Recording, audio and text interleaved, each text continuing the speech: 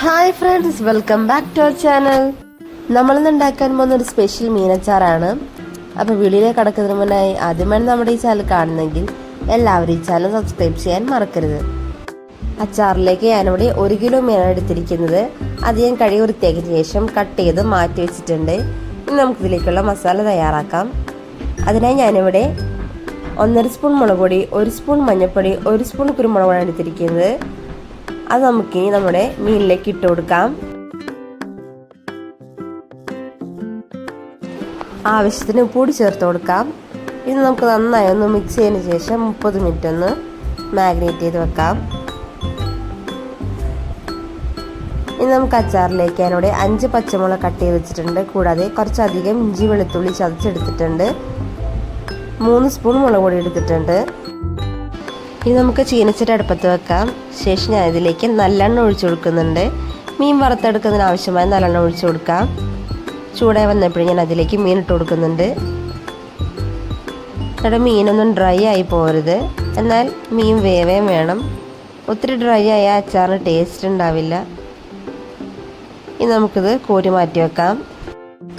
ഇനി നമുക്ക് മീൻ വറുത്ത അതേ നല്ലെണ്ണയിലേക്ക് തന്നെ അച്ചാറുണ്ടാക്കാം. അതിന് ഞാനിവിടെ കടുക് ഇട്ട് കൊടുക്കുന്നുണ്ട്. കടുകൊന്ന് പൊട്ടി വരുമ്പോഴേക്കും ഞാൻ അതിലേക്ക് ഉലുവ ചേർത്ത് കൊടുക്കുന്നുണ്ട്. ഇവ രണ്ടൊന്നൊന്ന് പൊട്ടി വരട്ടെ. ഇനി നമുക്കിതിലേക്ക് ചതച്ച് വെച്ചിരിക്കുന്ന ഇഞ്ചി വെളുത്തുള്ളി ചേർത്ത് കൊടുക്കാം.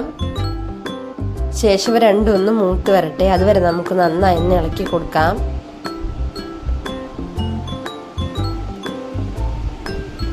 ഇനി നമുക്കിതിലേക്ക് പച്ചമുളക് ചേർത്ത് കൊടുക്കാം. പച്ചമുളക് ചേർത്തതിന് ശേഷം കൂടി നന്നായി ഇളക്കിയെടുക്കാം.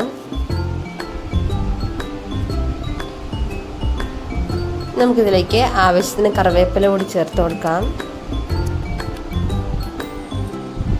അതുകൂടെ ചേർത്തതിന് ശേഷം ഒന്നുകൂടി നമുക്ക് നന്നായി ഇളക്കിയെടുക്കാം. എല്ലാം നന്നായി ഒന്ന് മൂത്ത് വന്നിട്ടുണ്ട്. ഇനി നമുക്കിതിലേക്ക് മുളക് പൊടി ചേർത്ത് കൊടുക്കാം. 3 സ്പൂൺ മുളക് പൊടിയാണ് ഞാനിവിടെ ചേർത്ത് കൊടുക്കുന്നത്.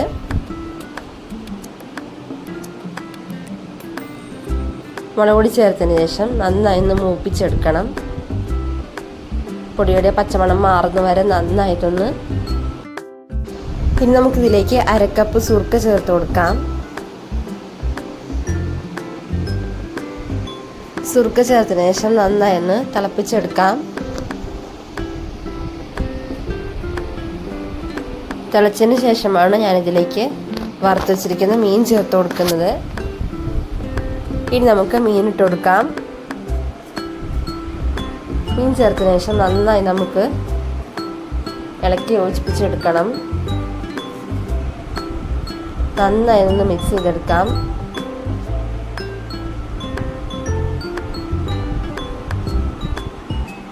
ഇനി നമുക്കിതിലേക്ക് ഉപ്പ് നോക്കിയതിന് ശേഷം കുറച്ച് ഉപ്പ് ഇട്ട് കൊടുക്കാം.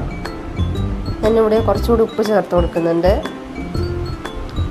ടേസ്റ്റി ആയിട്ടുള്ള നമ്മുടെ മീനച്ചാർ അവിടെ റെഡി ആയിട്ടുണ്ട്.